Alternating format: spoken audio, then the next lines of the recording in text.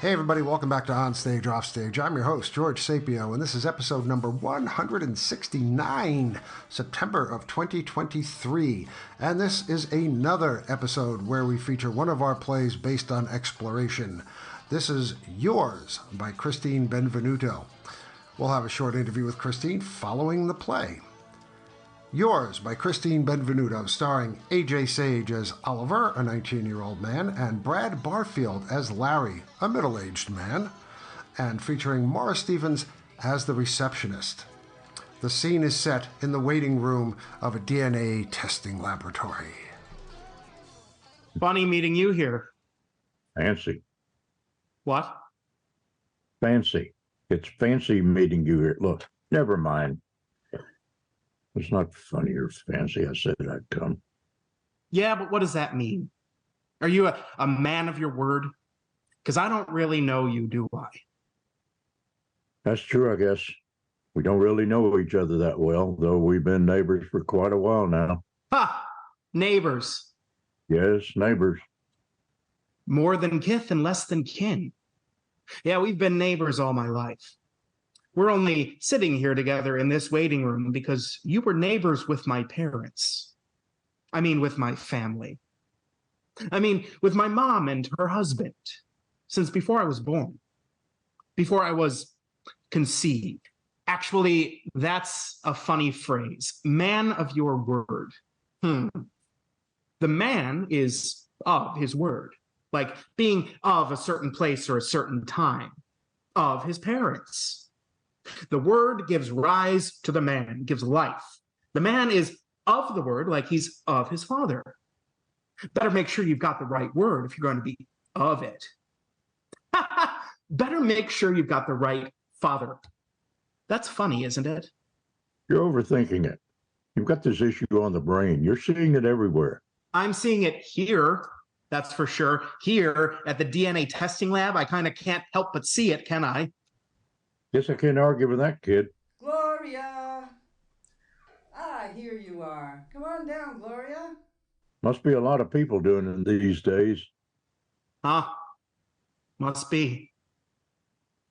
I mean, Larry, don't get me wrong. I'm appreciative that you showed. Hey, thanks, dude. Especially since you think this is all a big waste of time. Especially since you're not exactly hoping to find your long-lost son. You're tapping your foot. You're nervous. That makes sense. Look, what am I supposed to think?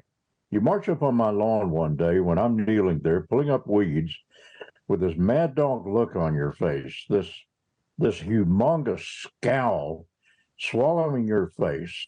And the next thing I know, you're demanding my DNA. So? So that's personal. Doesn't get more personal. Okay, fine. Maybe you're right. I'm not your son. I'm not any man's son. Maybe I'm not my mother's son either. Well, but she gave birth to you. Do you know that for a fact? Were you there in the delivery room? That would be evidence of a sort, wouldn't it? She was pregnant. She went to the hospital. She came back to you. Circumstantial. And kid, I mean, you look just like her. I think I look just like you. You don't look anything like me. I can't understand why she would tell you I'm your father. She didn't. Wait, what? I thought she told you. I figured it out myself. I mean, look at me. I'm extremely good looking, and so are you. You're wondering if that was a joke? It was. No, we look alike. That's serious. Neither one of us is great looking. Neither is terrible. We're both ordinary. That's one of the ways we're alike. Another is that neither of us has a terrific sense of humor. Those are two ways the entire world is alike. Most of it. Is that what your mother said about your parentage? She didn't. She refused to tell you? I haven't asked, okay? What? Why not? It's awkward. It's not just something I can bring up at Thanksgiving when she's introducing her new boyfriend. Duh. I mean, look at how you reacted. She knows about it. I mean, she knows if she was with another guy. And if she was, she has to at least realize that it's a possibility. I mean, your father told you. The two of them must have talked about it. You're my father. So I'm going to confront her, okay? When I have the scientific facts from here, from this place. Okay, so you want to know how I figured it out, aside from our amazing resemblance? Another factor, proximity. How easy would it be for my mother to have an affair without anyone knowing? She worked all day in a school with kids and women, and she was married. Living on a street where everyone knew everyone. Was she going to go running through the backyards to some guy at the end of the road? You were right next door. Who else was she going to have an affair with? The houses had families, mostly couples, old people, and there you were. The right age, single, available. I wasn't single. What? I wasn't in those days single. We broke up. She moved out. You were too small to remember my wife. Huh? What happened? We divorced. I got that. Why? What caused it? Oh, you know. What caused it? Take it easy. There's never just one cause. No, I don't want platitudes. Next, you're going to say that you grew apart. Well, that's true. She moved out on you. Why? She thought stuff that was not true. She was paranoid. What stuff? She thought I was unfaithful. Aha! She was wrong. I knew you'd jump to conclusions. Why didn't you have children? I mean, with her. Just didn't get around to it, kid. We weren't together that long. You keep calling me kid. I'm an adult man, you know. I know. What can I say? To me, you're a kid. I get it. Once your baby, always your baby. Ramon, come on down, Ramon. Come on down. She thinks she's a game show host. What? Nothing. Never mind. For your time. Right. If you don't think I'm right, why didn't you give me your DNA? Why did I have to take it? You shouldn't have done that. You should lock your door. I do now. Yeah, because think of all the kids who grew up in the neighborhood. What? They might all start coming around. Ha! I've gone from fathering you to populating a neighborhood. I've been busy. A diverse neighborhood at that. You give me a lot of credit, kid. And yourself, not much distinction. You think you and all the kids around us look alike? Yes. We all look like you. Is that what you told them here when you booked this appointment? That you wanted to find out if I was the big daddy of the whole neighborhood? Big Daddy. That's good, Larry. I told them that my father and I wanted to confirm my paternity. Your father? Is he? Oh, you mean me? Speaking of our appointment, just give me a quick sec, Larry. What was that about? Just talking to the receptionist. I could see you were talking to the receptionist. What about? The two of you were smirking at me. Not smirking. She asked if you were my dad. I said that's what we were here to find out. I told her, either way, I'm going to need some sweet, sweet company after this. Oh, tell me you didn't say sweet, sweet company. I didn't. That would be heavy-handed. I'm keeping things light, laying the groundwork. It's a good pickup line, though. I don't even know who my father is. Chicks like it. Hey, they'd probably go for, I've discovered the son I never knew I had, too. You could try it. Pathetic. I don't need a pickup line. Yeah, me neither. I'm good with the ladies, just like dear old dad. Your dad's a real ladies' man? Oh, you mean me? Oh, yeah. It can't be me, kid. I didn't even live in this town 21 years ago. What a coincidence. Neither did I. I'm 19. What? Wait, no. You said you were 21. I never said that. Your father sat you down and told you on your 21st birthday. You said that. He didn't sit me down. We were standing up. And I was 18, not 21. You're telling me he didn't even let you sit down first? I'm telling you. Here, I'll paint the scene for you. He buys me a beer, which I, being 18, can't buy for myself. Got to give him that. No stools available, so we're standing up in this bar. It's all mirrors in there. He hands me a beer, and he's watching me in the mirror, meeting my eyes. We're celebrating my birthday, I think. I take a sip. He takes a sip. We're looking at each other in the mirror. And then he tells me. Just like that. Yep. Cold. I mean, kid, cold. I don't even know what else to say about it. What else is there to say about it? You can't just stop being your father. You don't just stop being somebody's father. Yeah, well, he's doing it. All this DNA stuff. I mean, what is DNA anyway that it should matter so much? You're asking me to explain DNA? I'm not.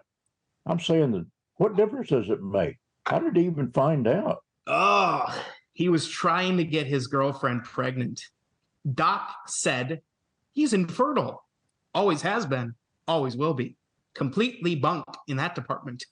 Thought he was going to have a second kid and found out he didn't even have the one. He still has one. If you were mine. If I was yours?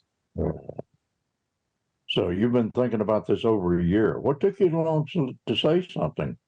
I needed to work things out. It's not something you just jump into. I guess, 19, huh? When's your birthday again? Again? Have you ever known my birthday? And why so interested all of a sudden? You thinking about making up for missing 19 of them? You've had your hands on my DNA and it's too personal to ask your birthday. You're tapping your foot again. Look, kid, I don't blame you. You know what I thought? This is what I thought. I thought, if he shows, he's the one.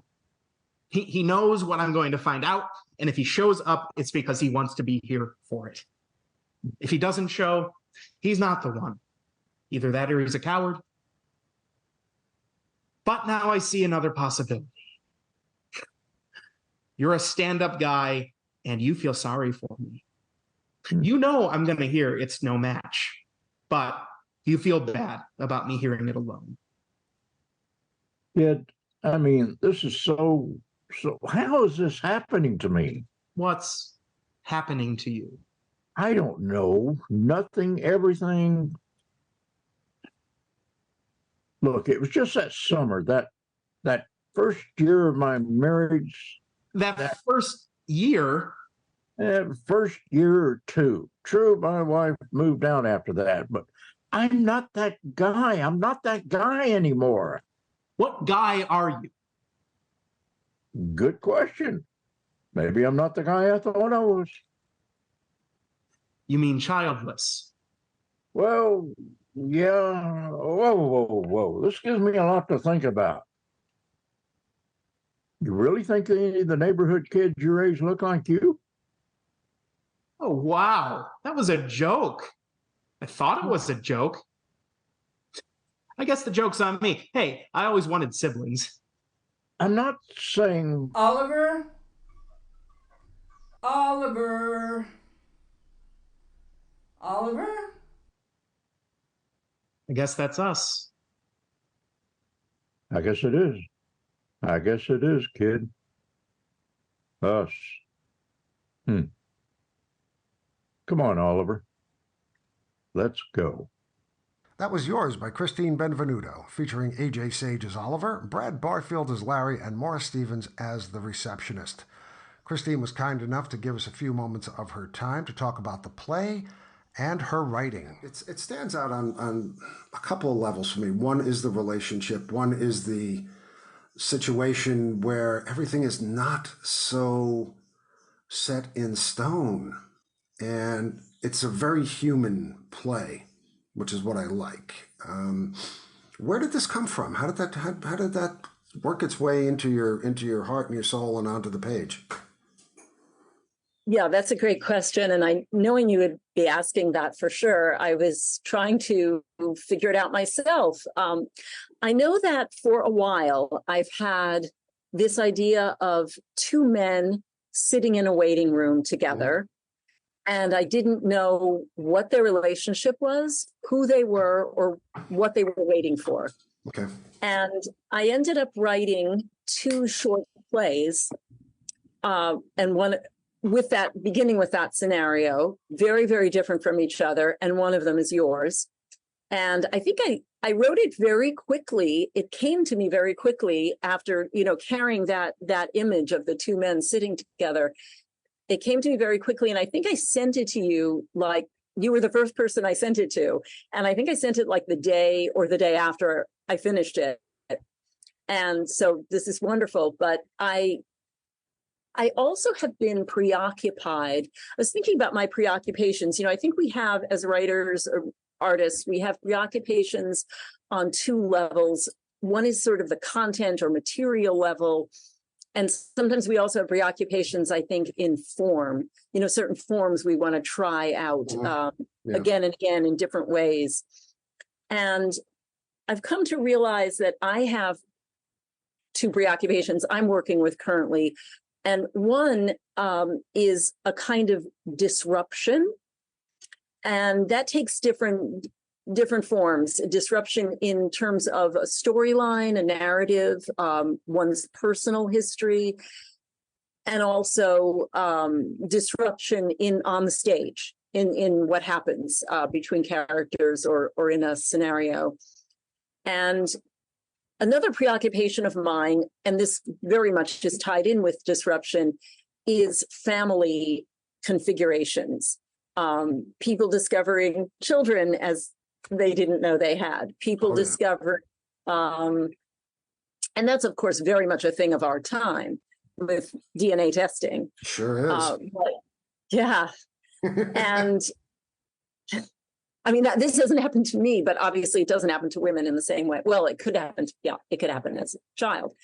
I don't have personal experience with that, but also, like in other things I've been working on, people having family secrets, I guess, is another way to put it.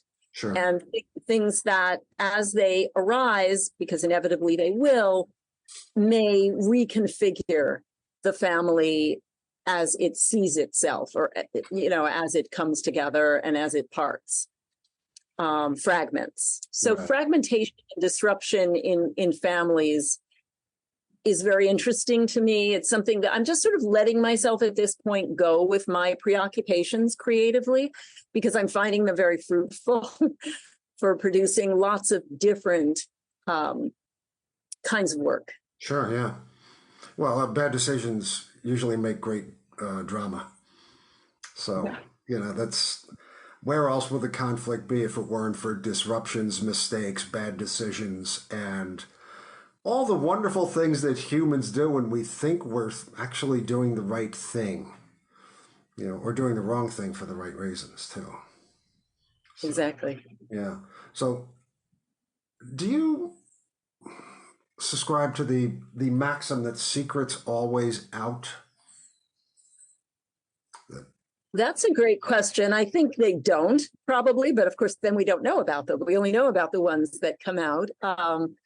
Or if we're keeping, I don't think that secrets come out all the time. I think one of the things that interests me is the choices we make. And you just said about thinking we're doing the right thing. Sometimes we know we're not doing the right thing, but we don't really, really take on board that there are going to be long-term ramifications from that wrong thing. Right. And it doesn't have to be a wrong thing. It also doesn't have to be a wrong thing. It might be a wrong thing. It might not be a wrong thing, but I just think that there are long-term repercussions from actions. And so, maybe the secret comes out, maybe it never comes out, but that doesn't mean it doesn't affect relationship or life courses. Well, secrets have weight, and carrying weight around, one of these metaphysical, existential, whatever word you want to use, baggages for a period of time takes its toll, and I'm thinking about Oliver and Larry right now, and things that the both of them have been carrying around, and finally it comes down to this meeting. And I'll tell you two things about this right now. One, it ended way too quickly for me, but we'll talk about that. Right. Okay. But the other one was, you are a writer, and obviously you deal with words, and wordplay is one of those things that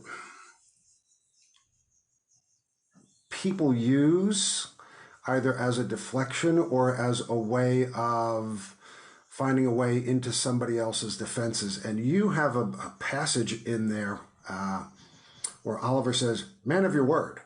The man is of his word, like being of a certain place or a certain time, of his parents. The word gives rise to the man, gives life, and it goes on. And he talks about of your word, of your place, like he's trying to nail down where Larry fits into the story or where he fits into the story, or the both of them fit as they sit side by side in this DNA testing waiting room. And I love that little passage because I love wordplay, and you've got a sense of humor in here that is very subtle. You know, it underlies a lot of the dialogue that goes in there, because you could go for the cheap laughs, but you don't. And I think that's one of the things that actually grounds this play really well. That was a really long question. Well, thank you. I'm so glad you're raising the question of humor, because, I think about humor a lot because I tend to gravitate toward fairly heavy material, and to want to approach it in a I don't know if light way maybe isn't the right way to put it, but with humor, with absurdist elements. And I find that audiences just really love to laugh. Oh, yeah. And I was just I'm in auditions for a staged reading for another project, and people are just dying to laugh. And sometimes I feel like I'm not giving them enough laughs, and that they would love the cheap humor. And I can't, somehow I don't do that. Or, I mean, cheap, that's okay. I don't want to say cheap, but I think some people are better at it. Yeah, the humor that just comes really easily. Mm-hmm. I feel like there are so many people, so many writers who are great at that. And I don't feel like I am great at it. I feel like if I tried to keep humor out, I couldn't. But I also can't sort of do the very direct, like I can't imagine being able to write comedy. That seems amazing to me, or to be a stand-up comedian or something, Mm-hmm. I just feel like I'm in awe of that. I would love to be able to write comedy, and I don't feel I'll ever be able to just write a straight comedy, but there is a sort of a ironic or sarcastic or absurdist way that I think I just see the world, and I can't keep that out either. Sure. And it's the speech that you're mentioning was actually longer, and I just had to cut it back because I realized nobody else wants to hear all the possible ramifications. But I'm having so much fun writing it. Yes, exactly. And you have to trim back a little bit. Yeah, I'm aware of that. Yeah, it's people. You're talking about finding humor and writing humor. Just writing joke after joke after joke for Robin Williams or whatever. Somebody like that. Solid, surefire comedic hits.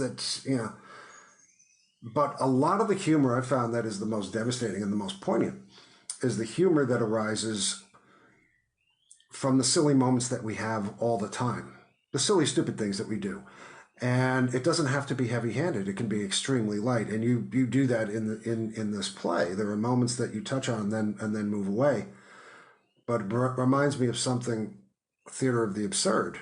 I mean, the first time I heard the phrase theater of the absurd, I thought, oh, human history. And yeah, because we're the best sources of, I'm not saying laugh out loud humor, but more, oh my gosh, that is so true, kind of funny humor. And it's just regular, it's the things people do every day. The things we say and the we stand around and look and we go, how did we get here? And we think, oh, that's how we got here. It is kind of funny in a way. So, Yeah. I want to talk about the ending of the play because when I read it, I had to check and see if there were more pages in the document because I did not actually think that was how it was going to end. And then I had to go back and reread it. And I thought, okay, she knows how to end a play really well to the point where, wow. What made you just, because as soon as they start getting into it, the issues are raised. Did he have an affair with his mother? Were they living right next to each other? What was the age difference? Because the age difference goes back and forth, and slowly it starts to get to a point, and then bang, it's over, and they're called in. And I sat there thinking, where's the other half of this play? What made you stop there?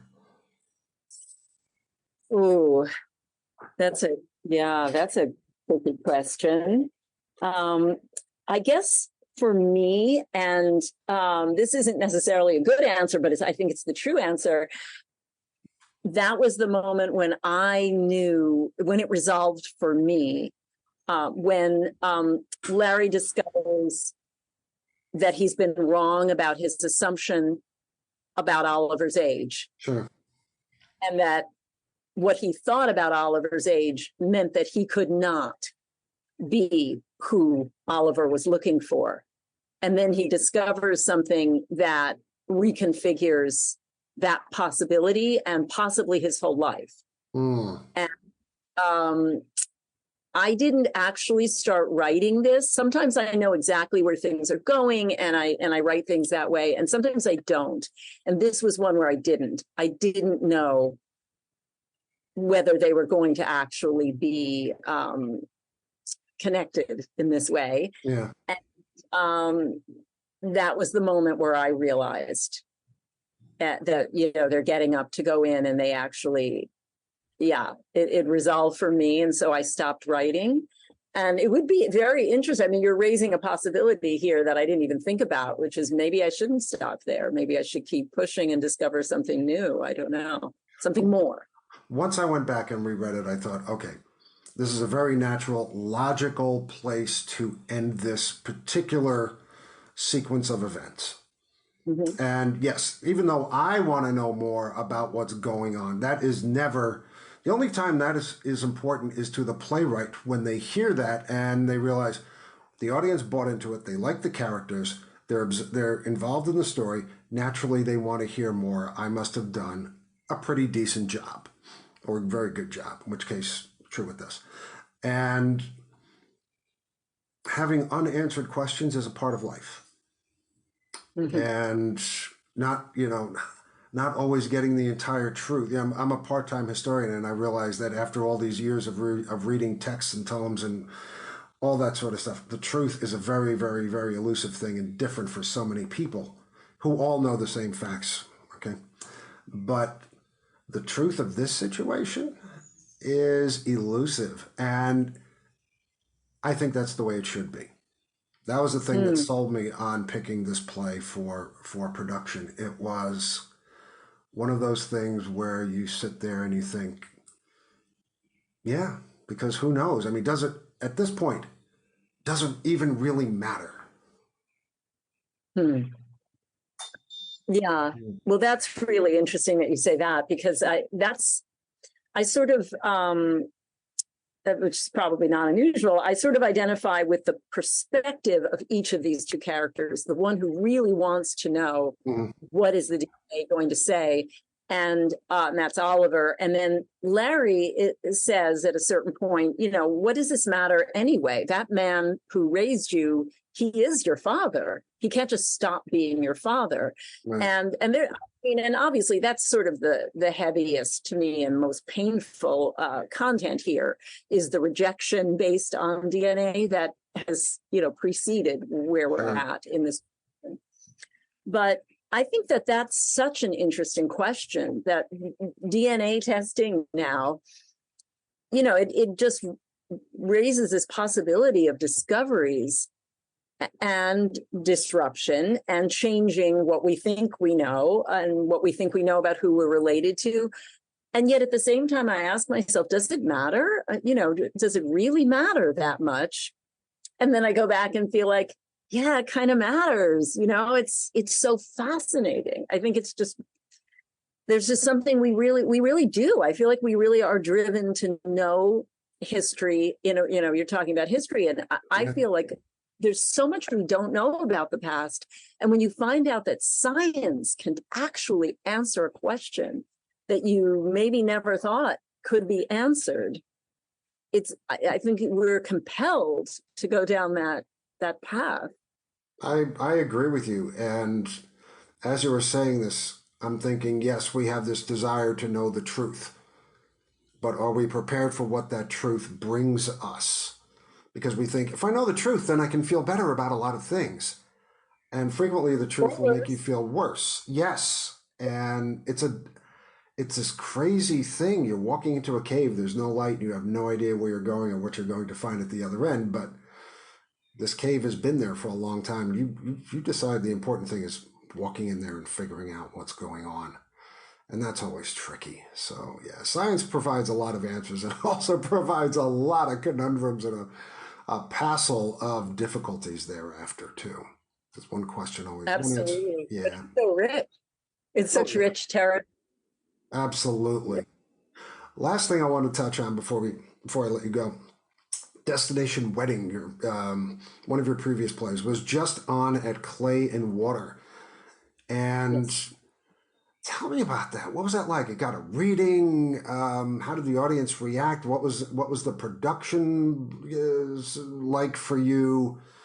How did it all work? Yeah, it was a staged reading. The play in an earlier configuration had received a staged reading in Western Massachusetts. That was last summer. And I rewrote it based on, some audience feedback, but also, just hearing a play read by actor tells you so much, even if no one were to say anything afterward, just hearing it is. Absolutely, yes. Yeah, it's so informative. So I'd done some rewriting and sent it to Clay and Water, and I was chosen. And a small cohort of playwrights are chosen to come down for a week and have a writer's retreat to some extent and get our plays read. And then it was a very different audience. It was a somewhat different play and a very different audience in Florida, as opposed to Western Mass audience. And I've actually, even though it was just a few weeks ago, I've rewritten the play in some respects since then. Again, hearing it, getting the reactions. The actors were really good, so that was exciting. And the audience was engaged. They liked the humor a lot. There were comments about this, that they liked the fact that there was humor to help them through some dark territory. And just this morning, it occurred to me that I might rewrite it a bit more as well. And again, there's that's a very much a family secrets. That's not the only subject matter. There's a lot about race and ethnicity and religious identity sort of woven in there in bits and pieces. But the heart of it, is a family secrets and what would happen if that secret comes to light. Yeah. How do you feel about the post-show discussions? What was that like, sitting through that, hearing other people ask questions, discuss your work? I mean, something so personal. Yeah, that's gonna be a tricky thing. I think it was quite interesting. I don't want to characterize the audience, except I will say that they were very, very keen to have comedy. And the play, though it does employ humor, it is definitely not a comedy. Sure. So I think they were a little taken aback by some of the material, but everything that they had to say, it's quite interesting. It's interesting to see what people get preoccupied with. And in this case, because there's a lot of stuff thrown out that may or may not be true by the characters, understandably, the audience got very caught up in trying to figure out what's true. And I was directly asked questions that I just chose not to answer, which is also fine. And we were even told that you don't have to answer the questions that are thrown at you. And I didn't want to be coy, but I also just, it was a balancing act, answering some questions, not answering others. Answering questions on the spot is always tricky, especially when it's something you need to think about to formulate a comprehensible answer. And having to answer questions about a play that you just heard, and now you're thinking, should I keep this? Is this right? Does that work? And then somebody questions you about some other aspect of the play. It's very hard to be brilliant in that moment or cogent, I suppose, is another word. So yeah, saying there's an art to saying, I'm going to think about that, but thank you for the question. Well, yes, and also the questions are really good information about what you maybe need to work on a little bit. So if that question is preoccupying you, is it good that it's a question that you come away from the play and that wasn't answered? Is that a good thing? Or is that actually something that the playwright needs to work on more, because maybe you don't want to leave that as an unknown? Maybe that's too dissatisfying, but then sometimes you really want the audience to take away questions. You don't want to resolve everything. Yeah. It's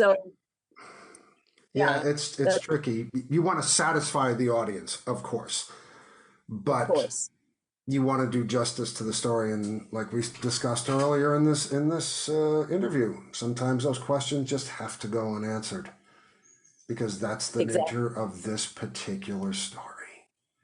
Yes. Yeah. And you have to figure out which it is. With each question, it's, do you resolve it or do you not?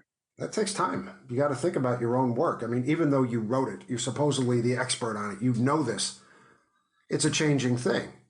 And plays take time to ruminate about, think about what's best, and do you want to go there, and is it necessary that I do this? So yeah, rewriting and workshopping and developing the play, that's, if anything, it's harder than the first part, I think, in several cases, just getting it onto the paper. Absolutely. And I had very much in mind one of the actors who participated in the first reading of Destination Wedding last August. He said, don't resolve these questions. Mm-hmm. He was very explicit. He did a cold reading. He did a great job. He did not want to read the script before he did the reading. And he went with it, and he was an experienced actor, so he could do this. Yeah. And he said, it's really important that you not actually resolve these things. This play won't be for everyone, but don't resolve everything or you'll ruin it. So anyway, that's a balancing act, figuring that out. Yeah, it is a balancing act. Good luck with that, because that's every time you do this, it's a completely different adventure. So, yeah. It is. Christine Benvenuto, this has been so much fun talking to you. Thank you so much for your play, Yours. And I wish you the best of luck with this and the next several dozen scripts. Thanks, George. It's been such a pleasure. Hey kids, thanks for listening to Onstage Offstage. Onstage Offstage is produced monthly, and all of our shows can be found at onstageoffstage.org and also on iTunes and Spotify. If you enjoy what we do, please recommend us to your friends. Don't forget to like us on Facebook and follow us on Twitter at OnOffStage. And if you are a theater artist with an upcoming project of interest or know of someone in the theater who'd make some seriously good chat, by all means, send us a note at info@onstageoffstage.org. I'm George Sapio. Thank you once again for listening. And please, stay safe, be careful, not only for yourself, but for those with whom we all share this rock. And as always, happy theatering to all of you.